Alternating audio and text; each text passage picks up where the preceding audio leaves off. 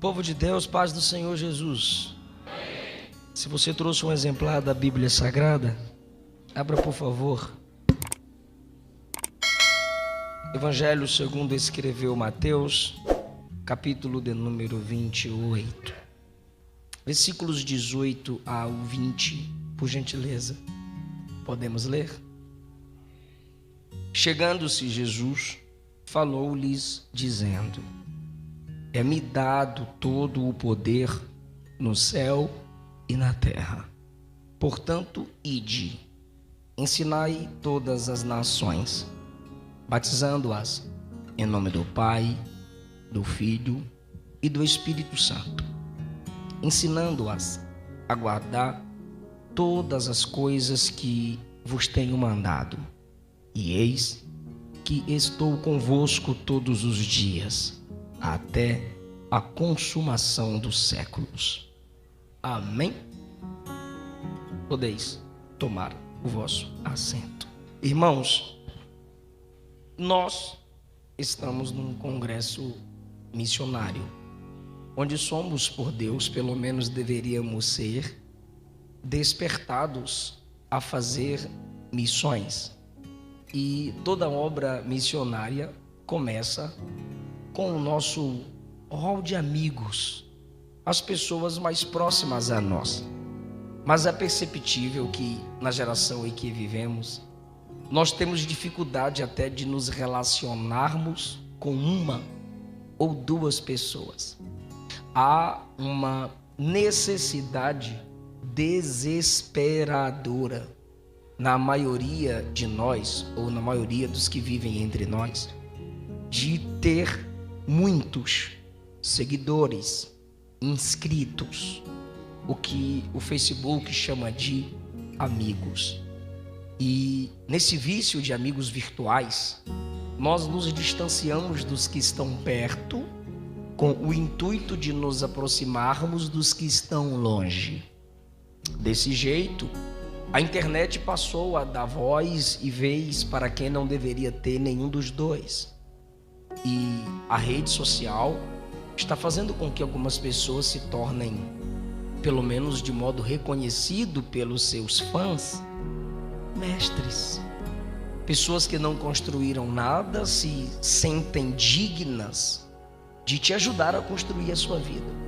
Pessoas que nunca foram instruídas, nunca foram tratadas, evangelizadas, discipuladas, estão discipulando pelas redes sociais. Gente que você não conhece a igreja, gente que você não sabe onde congrega, gente que você não conhece o seu credo, a sua confissão de fé, se torna referencial pelo número de seguidores que tem. E o foco evangelístico está sendo perdido em muitas igrejas, porque até entre nós há esse desejo em nosso coração. E não há discipulado sem relacionamento. Não há discipulado sem evangelismo. Não há missões sem a missão basilar de se apresentar Jesus a alguém. Essa é uma visão necessária que devemos ter ao pensarmos sobre a obra missionária da igreja. No contexto da oferta, nos foi falado aqui sobre o envio de missionários, o cuidado com os missionários, mas a igreja que envia missionários deve ser uma igreja que localmente seja missionária. Nenhum de nós nos preocuparemos com que estão longe se nós não nos preocuparmos com aqueles que perto de nós estão. Pois o mesmo valor que tem a alma daqueles que estão em países distantes, tem também aqueles que estão próximos a nós. E muitos dentre nós estamos limitando nossa função missionária, que não é de quem tem título de pastor, pregador, evangelista, mestre, profeta ou apóstolo. Estamos limitando a obra missionária a estes que pelos seus títulos se destacam na igreja. Não. O ID é para todos. Jesus chegou até a igreja reunida Mateus 28, Marcos 16, Lucas 24 e João 20. Nesses textos nós temos a igreja reunida, homens e mulheres. Atos dos Apóstolos, capítulo 1, homens e mulheres reunidos, ouvindo de Jesus a ordem do ide. Então, às vezes nós nos assentamos nos bancos de nossas igrejas, olhamos para a tribuna e dizemos: pregue, pastor, conte seu testemunho missionário. Nenhum de nós terá glorificado a Deus se partirmos desta vida sem treinar pessoas para Jesus. Nenhum de vocês que estão me ouvindo aqui, por mais altos que sejam seus glórias, aleluias, louvado seja Deus e amém, nenhum de vocês terá glorificado a Deus de modo bíblico e cristocêntrico se você nunca evangelizou ninguém. Eu nem disse ganhar alma, eu disse evangelizar. Porque evangelizar não é ganhar almas. Quando você evangeliza, você está testemunhando a respeito de Cristo. Agora, ganhar almas é, após o testemunho de Cristo, você convence aquela pessoa a tomar uma decisão.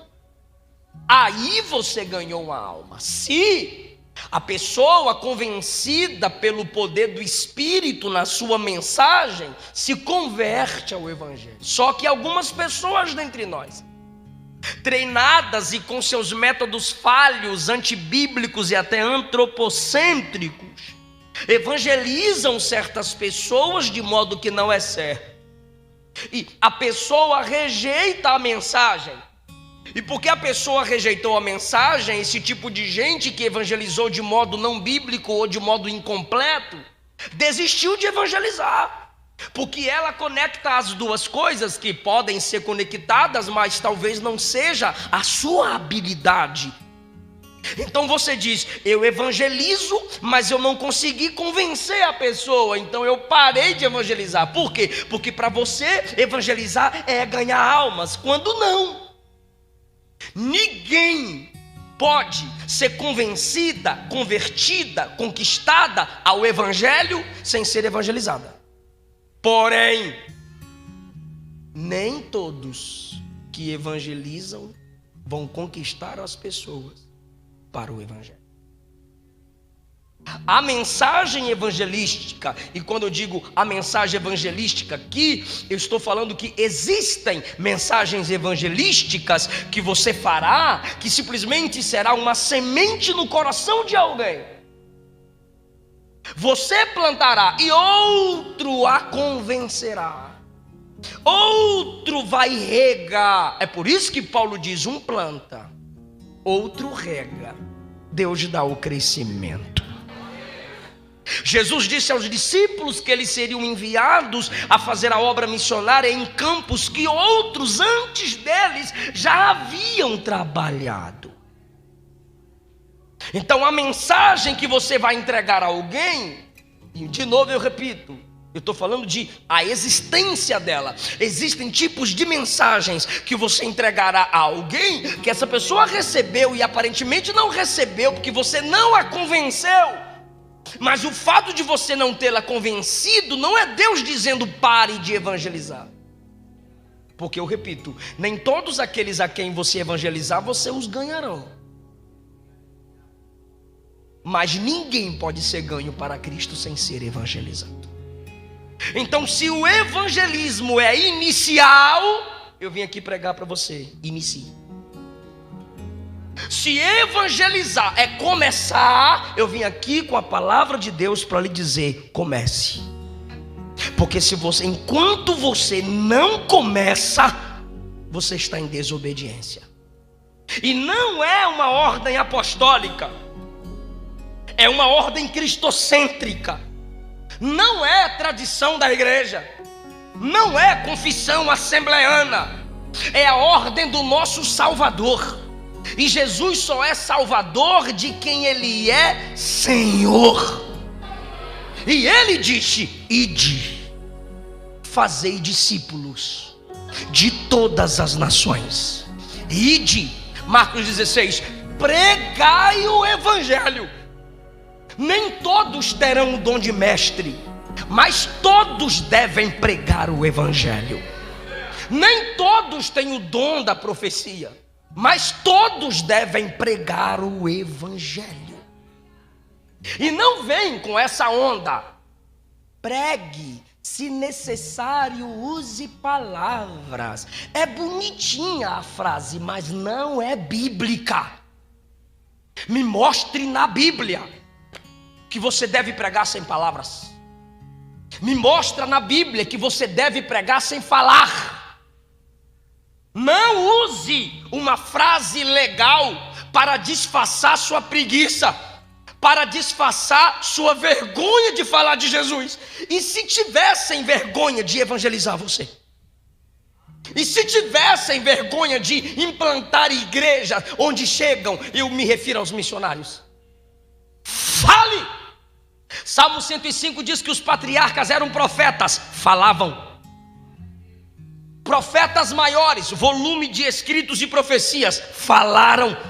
Profetas menores, volume de conteúdo de profecias, falaram. Jesus falou. Os apóstolos falaram. Os pais da igreja falaram. Pré-reformadores falaram. Reformadores falaram. Avivalistas falaram. Pioneiros das Assembleias de Deus falaram. E você quer se limitar a postar versículo bíblico no Instagram? Ah, pastor, mas eu evangelizo no Instagram. Quando eu chego lá, você posta foto de biquinho. Isso não é evangelismo. Cada ambiente em que você convive e vive é seu campo missionário. Eu não estou mandando você passar o dia perturbando os funcionários da empresa onde você trabalha. Mas você pode, de alguma forma, em algum momento, ser um instrumento de Deus para evangelizar. E evangelizar é falar do Evangelho. É dizer ao homem que ele nasce em pecado, ele é miserável, ele é inimigo de Deus, ele não tem que olhar para dentro dele coisa nenhuma. Não estude coach para evangelizar, estude Bíblia, estude soteriologia, estude a martiologia. E diga que o homem é caído, alienado de Deus, que o homem é depravado, dependente da graça. Mas Jesus veio, morreu para salvá-lo, para restaurá-lo, enviou o Espírito Santo, encheu a igreja para apresentar ao homem o caminho da salvação. Então, eu quero falar com vocês subordinado ao tema motivações para o evangelismo. Eu quero te motivar a evangelizar hoje. Eu quero te motivar a evangelizar. Eu não vim aqui simplesmente repreender, mas também corrigir, porque a palavra faz isso. Ela nos repreende, discerne o erro, mas ela nos corrige, mostra o caminho certo. Ela nos repreende fechando o atalho, mas ela nos corrige mostrando o caminho certo. A guisa de introdução, eu digo aos irmãos que para muitos cristãos evangelizar não passa de uma obrigação bíblica desagradável. É chato falar com as pessoas. Se eu não gosto que ninguém me incomode, eu também não vou incomodar as pessoas. Sinto muito, evangelho é incomodar. Evangelho é se intrometer. Ai de nós, se ele não tivesse entrado na nossa história sem ser convidado. Adão e Eva não convidaram o Senhor quando pecaram. Ele veio, Adão. Ninguém olhou para cima e disse: vem Messias. Não, ele decidiu humilhar-se, mesmo sendo Deus, não teve por usurpação ser igual a Deus, mas humilhou a si mesmo e, achado na forma de homem, se tornou servo e foi obediente até a morte, morte de cruz. Ele interviu na nossa história, e a igreja existe para isso, para se intrometer Ah, ninguém te chamou, não precisa me chamar, eu fui enviado antes que você nos chamasse. Ah, ninguém aqui te mandou falar, você não precisa me mandar falar, é algo que está dentro de mim, e a boca fala do que o coração está cheio. Se eu não falar, eu vou explodir, e eu vou falar de Jesus, porque quem está cheio dele, fala dele. Então, não é uma obrigação desagradável, é um resultado natural, flui de nós. João 4, ele disse: aquele que crê em mim, vai se fazer nele uma fonte que vai jorrar para a vida eterna. É algo intrínseco a nós. Se é igreja, é missionária. Se não é missionária, não é igreja. Se é de Jesus e é cheio do Espírito Santo, fala de Jesus. Não tem lógica. Seu cristianismo está errado. Se isso não te incomoda. Se você não cuida de ninguém, não intercede por ninguém, não evangeliza ninguém, que tipo de cristão é você? Nominal? Será que o ateísmo prático faz parte da sua vida? Diz que crê em Deus, mas se comporta como se esse Deus nunca enchesse você. Outros evangelizam pelo sentimento de culpa. Se eu não evangelizar, Deus vai cobrar de mim. Vou perder meu galardão. E pode ter certeza, vai perder mesmo. Mas essa não é a motivação para você evangelizar. A obrigação bíblica desagradável não é a motivação certa. O medo de perder seu galardão não é a motivação certa. E outros evangelizam pelo desencargo de consciência. O pastor pregou ontem que eu tenho que evangelizar, então eu vou falar para alguém aqui: Jesus te ama, já cumpri meu papel. Desencargo de consciência.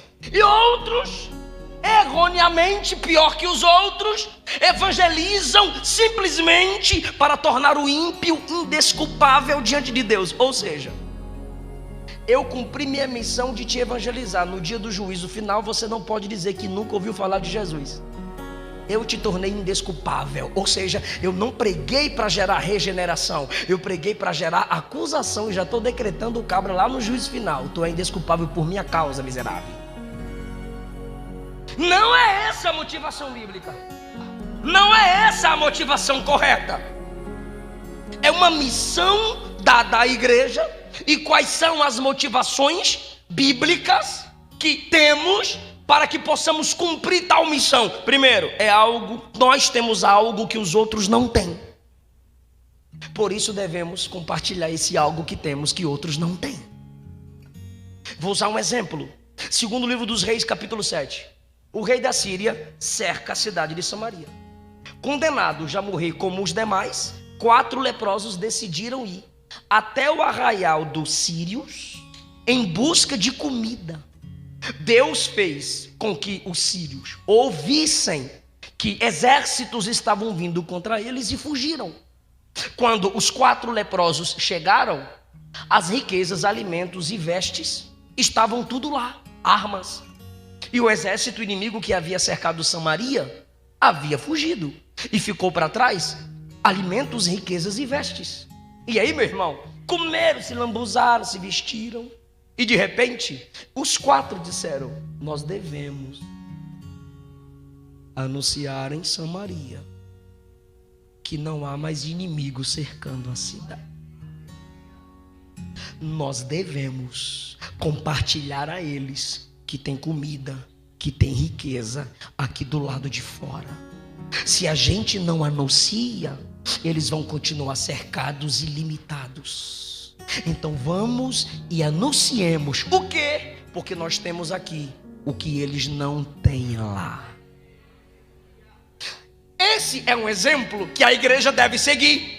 Você ouviu falar de Cristo, você foi regenerado, você está no processo da santificação, você está no caminho da glorificação, porque a qualquer momento a trombeta toca, Jesus vai arrebatar a sua igreja, as profecias se cumprirão. Você é privilegiado, você tem conhecimento escatológico, e eles lá fora Não tem a mensagem que você tem, não tem a unção que você tem, não sente a alegria que você sente. Você tem o que os outros não têm. Você teve, como os leprosos tiveram, o privilégio de desfrutar, mas você não tem só o privilégio de desfrutar, você tem a obrigação de compartilhar aos outros o privilégio de desfrutar. A obrigação me é dada quando eu cumpri um privilégio de desfrute, ou seja, eu recebi o bom. Quando eu recebi o bom e me alegrei por isso, agora eu estou sendo obrigado a compartilhar o bem que eu senti. Aí você diz assim: mas eu sou novo na fé, pastor, eu não tenho muita experiência. Eles não estavam purificados das suas lepras, eles andavam ainda feridos.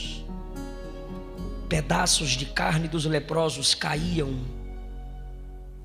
Eles eram párias da sociedade. E mesmo assim, chegaram diante da cidade e anunciaram a mensagem da esperança. Porque você não precisa ser perfeito para falar do perfeito. Você não precisa ser completo para falar da mensagem completa.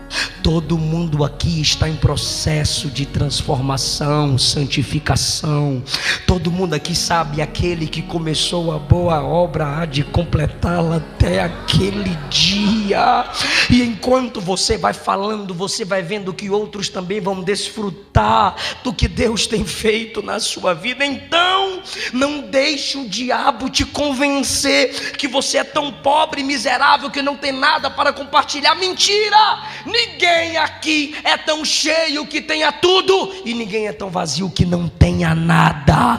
Eu tenho certeza que cada um aqui tem algo de Deus a compartilhar, tem algo de Deus a falar a alguém. É admirável os missionários que vão, mas é inadmissível você que não vai, não faz e nem fala.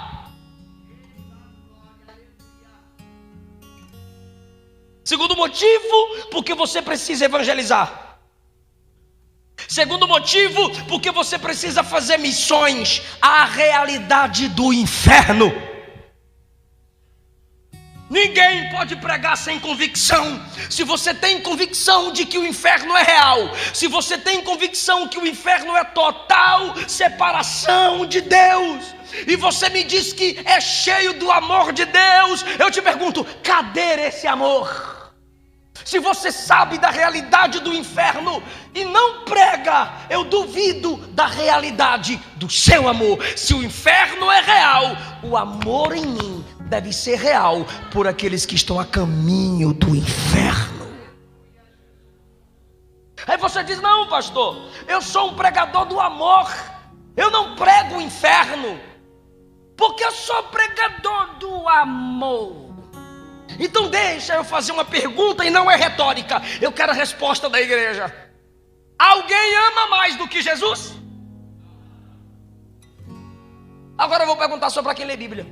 Qual é o pregador na Bíblia? Quem é o pregador na Bíblia que mais pregou sobre o inferno?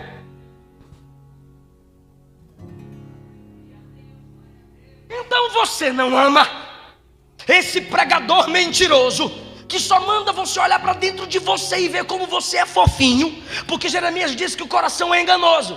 Jesus diz que aquilo que contamina a gente é o que sai de dentro de nós. Enquanto Paulo olha para dentro de si e diz: miserável homem que sou. Isaías olhou para dentro de si e disse: vou morrer, porque eu sou um homem de lábios impuros e habito no meio de homens de impuros lábios. Pedro olhou para dentro de si, olhou para Jesus e disse: se afasta de mim, porque eu sou pecador. É mentira. Se alguém manda você olhar para dentro de você para ver como você é valoroso. Quanto mais você olhar para dentro de você, você vai ver como você é ímpio, pecador e miserável. É mentira desse pregador que oculta a mensagem do inferno. A mensagem do inferno pode te entristecer 30 minutos, mas ela garante alegria na eternidade. E é melhor, irmão, alguém te ferir com a mensagem do inferno, do que te enganar com a mensagem de um falso céu.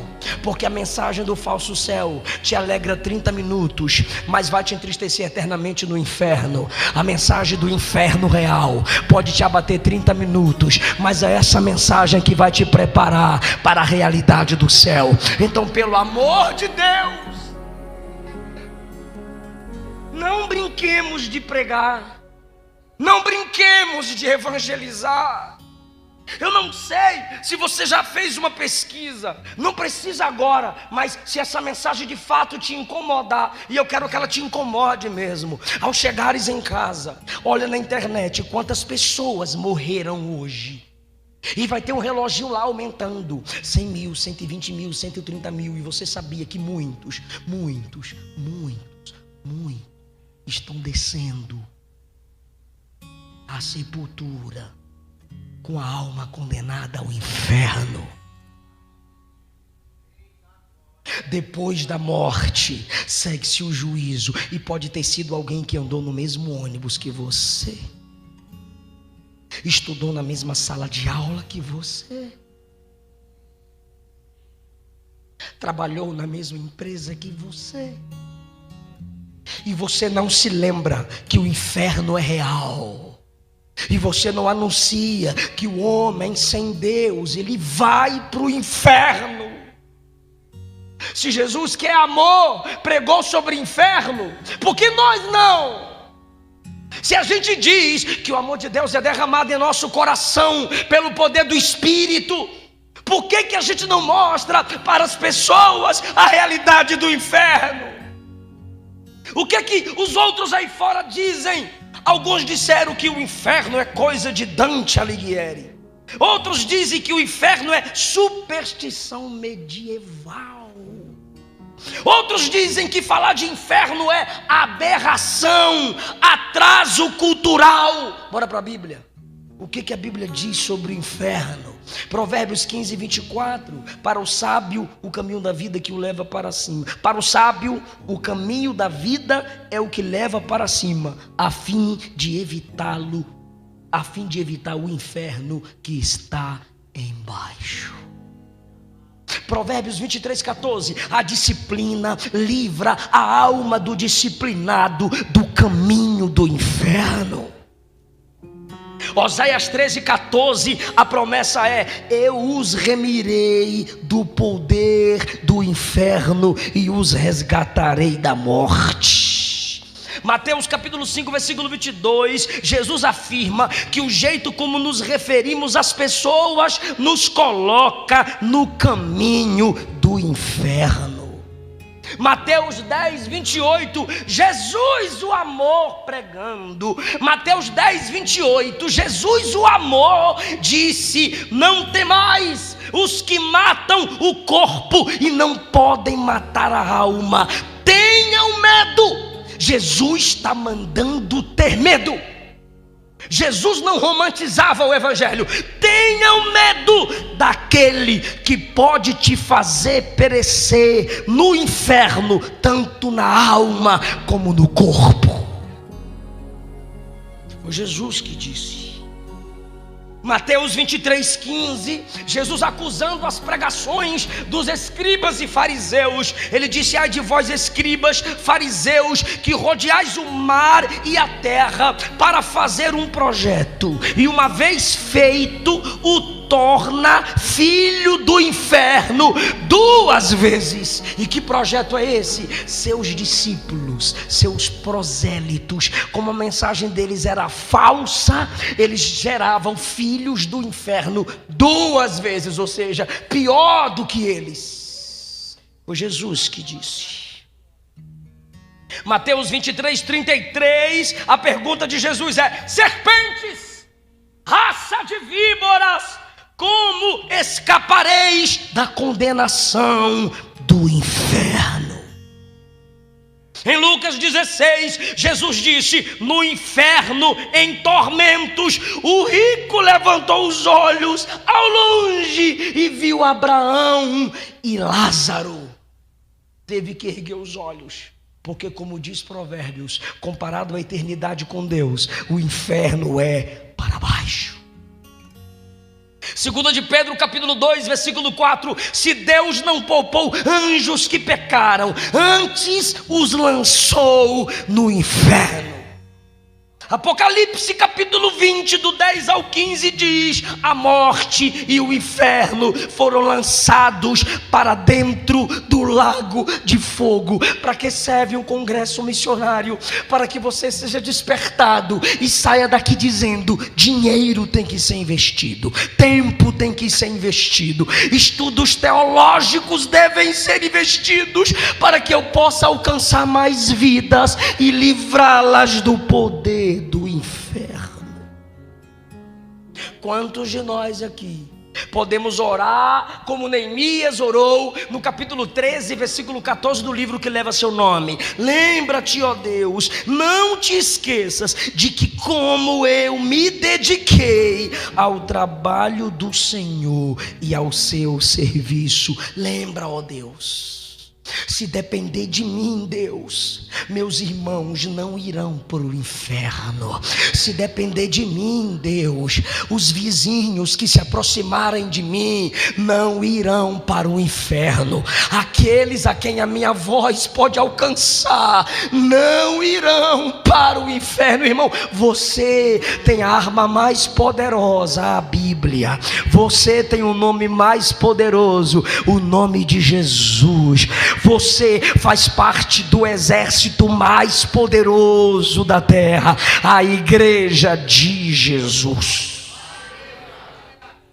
Almas estão indo para o inferno, jovens estão indo para o inferno, crianças, adolescentes a caminho de uma vida depravada, para no futuro serem lançadas ao inferno, porque nós estamos aceitando o pluralismo, nós estamos aceitando aquilo que a Bíblia é contra, nós estamos aceitando que toda verdade é relativa. Não, não e não. A igreja só tem uma verdade absoluta: tem Jesus, céu; não tem Jesus, vai para o inferno.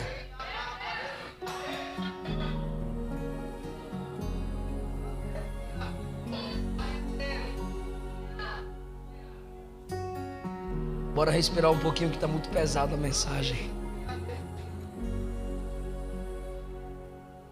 É que o Isaac convida e fala: é missões, prega no tema. Terceiro lugar,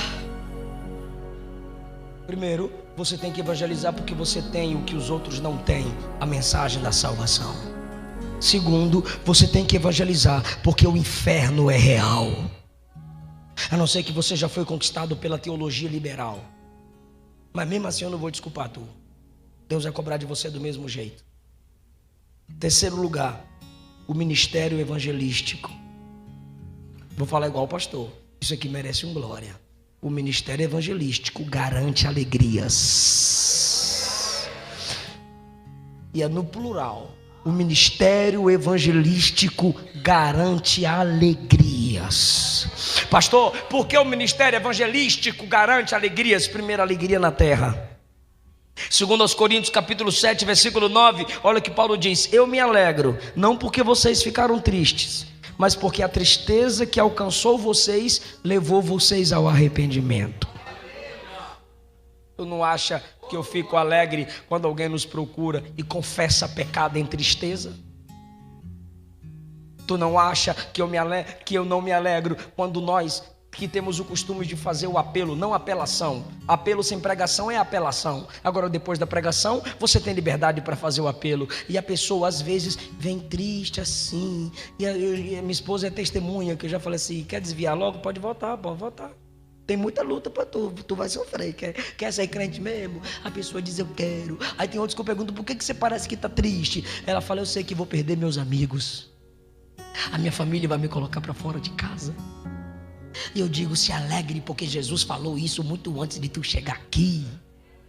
Ele disse que não deixar pai, mãe, irmãos, campos, riquezas por causa de mim não é digno de mim. É, pastor, se alegre. A Luana evangelizou uma menina na África chamada Hélvia. A Hélvia era abusada sexualmente pelo pai, o pai obrigando que ela largasse Jesus, ela não largava.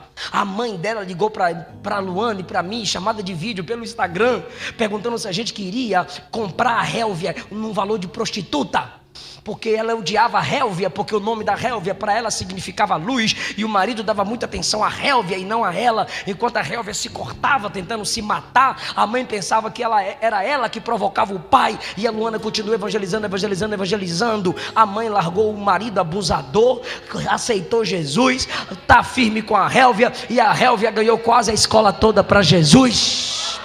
Me diga se isso não é alegria. Evangelize, pois a alegria na terra é garantida. Atos 16:34, a Bíblia diz que o carcereiro foi evangelizado por Paulo e Silas. E para onde ele levou Paulo e Silas? Para a casa dele. E a Bíblia diz que quando chegou em casa, o carcereiro e todos da sua casa ficaram cheios de alegria, porque agora criam em Deus.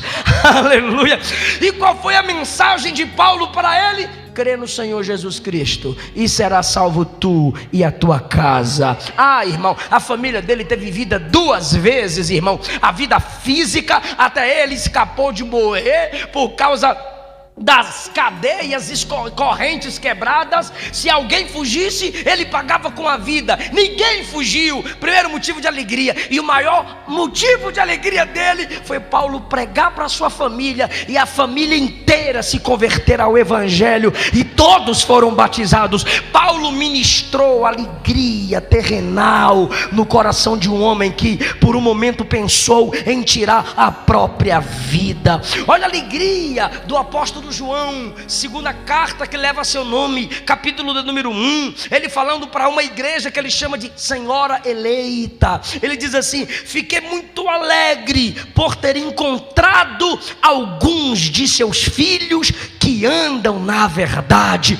Qual é o pastor que não se alegra em ver alguém que ele evangelizou e hoje está firme com Jesus? Qual é o pregador que não se alegra em ver alguém que ele deu um folheto, ou deu o link de uma pregação, ou colocou a mão no ombro de alguém e disse: tu vai me ouvir sim, rapaz, deixa eu pregar para tu. E a pessoa dizia não, e não, e não, e de repente um tempo depois você encontra com essa pessoa e ela está salva, restaurada. Quem não se alegra em ver vidas sendo transformadas, edificadas? Será que você nunca recebeu um testemunho? Será que você nunca recebeu uma notícia? Será que você nunca recebeu uma mensagem, alguém lhe dizendo: um louvor teu, uma palavra tua, um conselho teu, uma pregação sua, uma postagem sua, pregando o evangelho, mudou minha vida, mudou a minha história?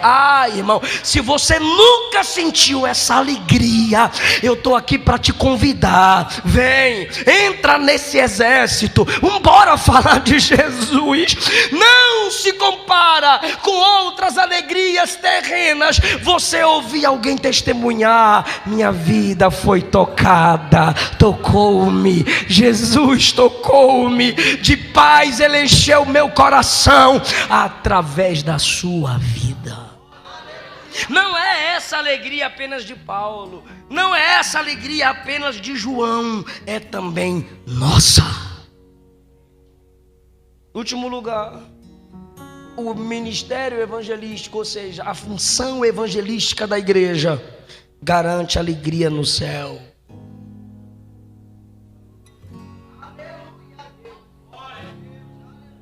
Mas eu estou falando alegria em você,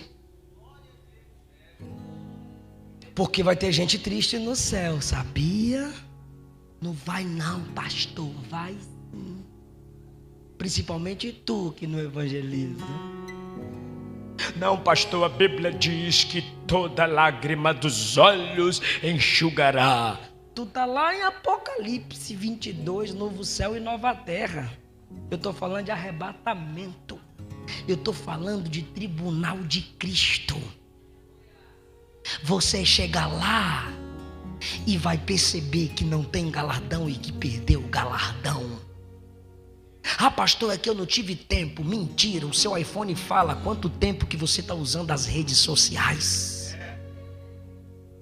Pastor, é que eu não tenho dom. Não é questão de dom, é questão de obediência. Agora vai ter gente que vai ter alegria no céu. Vai ter gente que vai se alegrar no tribunal de Cristo. Sim, irmão, Filipenses 4:1, olha o que Paulo diz: meus irmãos, de quem tenho muita saudade, vocês são, ele conecta, minha alegria e coroa. O que é coroa? A recompensa no tribunal de Cristo. E por que ele diz que os irmãos é coroa dele? Porque ele sabe que o fato dele ter evangelizado e ganhado aquelas almas é a garantia da coroa dele. Então ele olha para a igreja e diz: vocês são minha alegria e minha coroa diante do Senhor. Paulo, por que você está feliz diante de Jesus? Porque eu evangelizei, eu ganhei almas, e aqui estão eles diante do Senhor. Aqui estão, Senhor, aqueles a quem tu me confiou.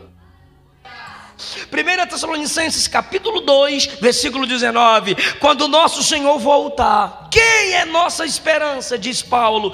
Quem é nossa alegria? Pergunta Paulo. Quem é nossa coroa de glória diante dele? Ele responde: sois vós.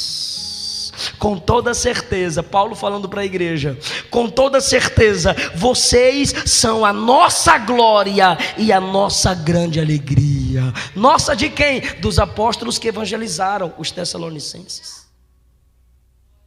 Você que evangeliza, você que entrega folheto, fala de Jesus e perturba a pessoa. Ah, não tem um carro para ir, eu vou te buscar de bicicleta.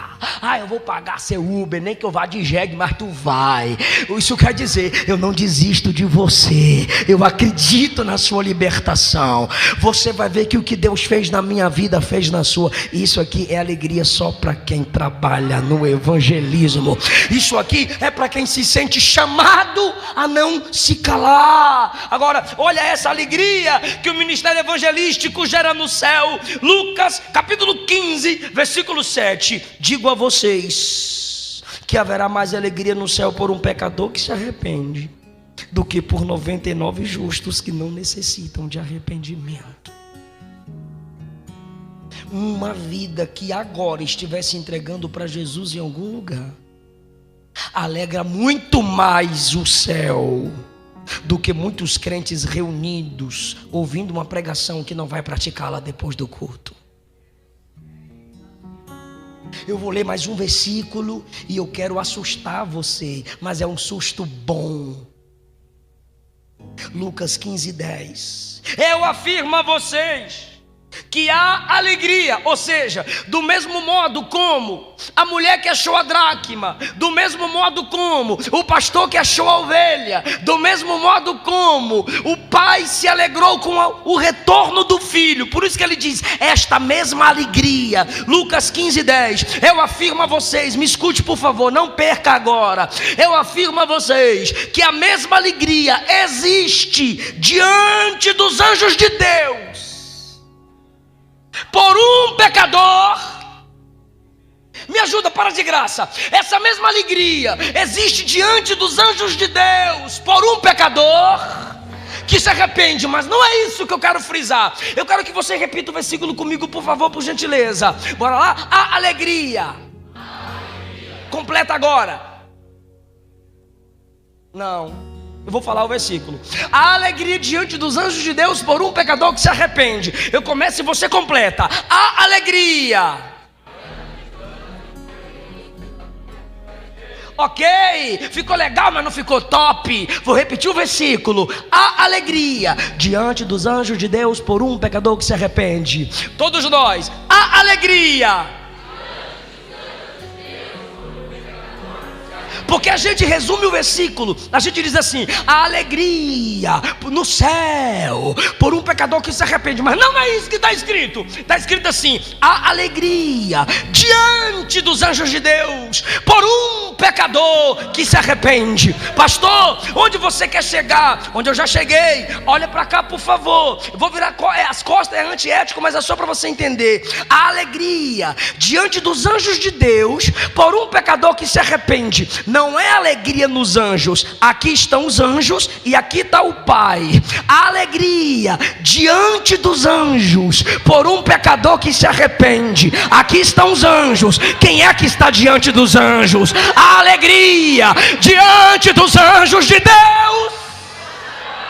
Isso quer dizer que quando você evangeliza e convence alguém para Jesus, não é anjo que se alegra. E eu vou provar no contexto. Não foram as amigas da mulher que perdeu a dracma e achou que fizeram a festa. Foi ela que se alegrou e fez a festa.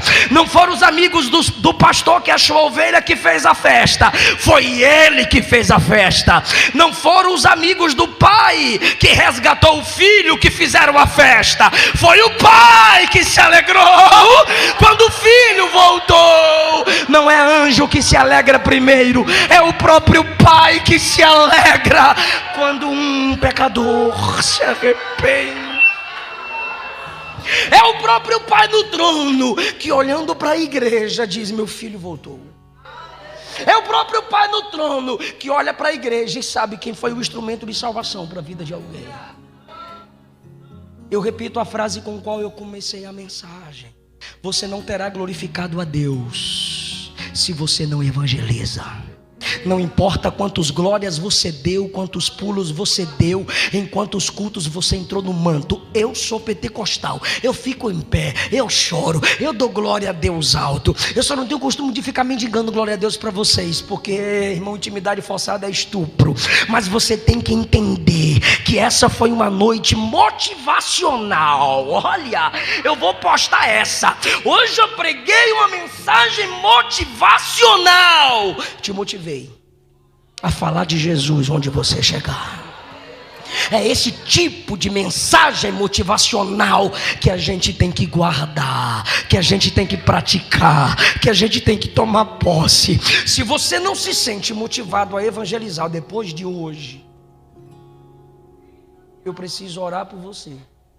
A gente precisa orar juntos, porque Deus falou ao meu coração que marcou essa noite para despertar você.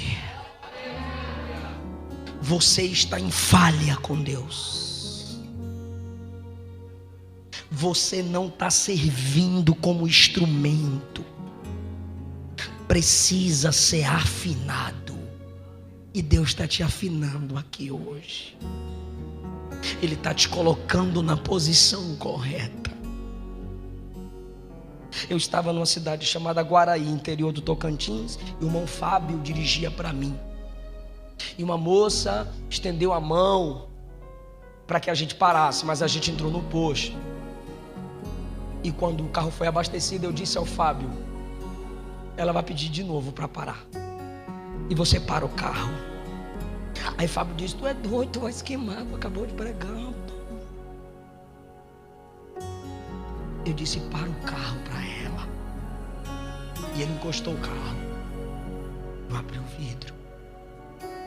Eu ajeitei o paletó, porque assim que ela se aproximasse eu ia dizer: eu sou crente, eu sou pastor. Aí quando ela veio, ela não perguntou, ela afirmou: vocês são crentes? Eu disse: sim, a gente é crente. Ela disse: eu não estou perguntando, eu estou afirmando. Eu falei: o que você quer? Ela disse: vocês estão me julgando, mas eu queria um folheto evangelístico. Aqueles papeizinhos que vocês crentes andam, que tem mensagem de esperança. Eu sabia que não tinha. E eu disfarcei. Eu abri porta-luva. Eu passei a mão assim na porta. E eu disse a ela: eu não tenho folhetos. E ela me disse: então fala alguma coisa de Jesus para mim, qualquer coisa. Fala qualquer coisa de Jesus para mim. E cadê a igreja? Cadê o exército de Deus? Eu simplesmente falei de Jesus para ela. Eu li uma história chamada Empreendimento Evangelístico, uma lenda. Eu quero ler para vocês e a gente fica em pé. Amor, já se prepara, por favor, com o que eu te pedi. Fala com Isaac. Escute o que eu vou ler. Jesus voltou ao céu após a sua missão na terra. Mesmo no céu ele trazia as marcas da sua peregrinação na terra com a sua rude cruz e morte vergonhosa. O anjo Gabriel se aproximou dele e disse: Mestre, tu deves ter sofrido terrivelmente pelos homens lá embaixo. Sim, de fato, Jesus respondeu: sofri. E Gabriel continuou: eles sabem a respeito de como tu os amaste e o que fizeste por eles? Jesus disse: oh, não, ainda não. Neste momento apenas um punhado de gente na Palestina sabe. Gabriel ficou perplexo e disse: o que o Senhor fez para que todos saibam do teu amor por eles? Jesus disse: eu pedi a Pedro, a Tiago, a João e mais alguns amigos para contarem às outras pessoas a respeito de mim. E aqueles a quem a minha história for contada, por sua vez dirão a outras pessoas, e minha história vai ser espalhada aos 4 cantos da terra. Finalmente, Gabriel, toda a humanidade saberá da minha vida e do que eu fiz. Gabriel, sabendo de que tipo de material o ser humano é feito, olhou para Jesus e perguntou: e se Pedro, Tiago e João se cansarem? E se as pessoas que vierem depois deles se esquecerem? E se lá para o século 20 as pessoas simplesmente não contarem às outras acerca de ti, Senhor? O Senhor não tem outro plano? Se eles não pregarem, não tem outro plano para que as pessoas conheçam sobre ti? E Jesus respondeu: não, eu não tenho outro plano. Eu só tenho esse plano: a minha igreja falar de mim. Ou você fala, ou mais pessoas vão para o inferno. Nós estamos empenhados, pelo menos a maioria de nós, nessa época de política, em lutar pelos princípios que nós, igreja, valorizamos por sermos conservadores.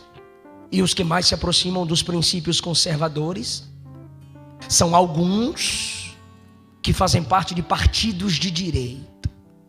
Mas eu queria que nós continuássemos falando de Jesus do mesmo modo que a gente está falando do nosso desejo político, depois que a política passasse, pelo menos.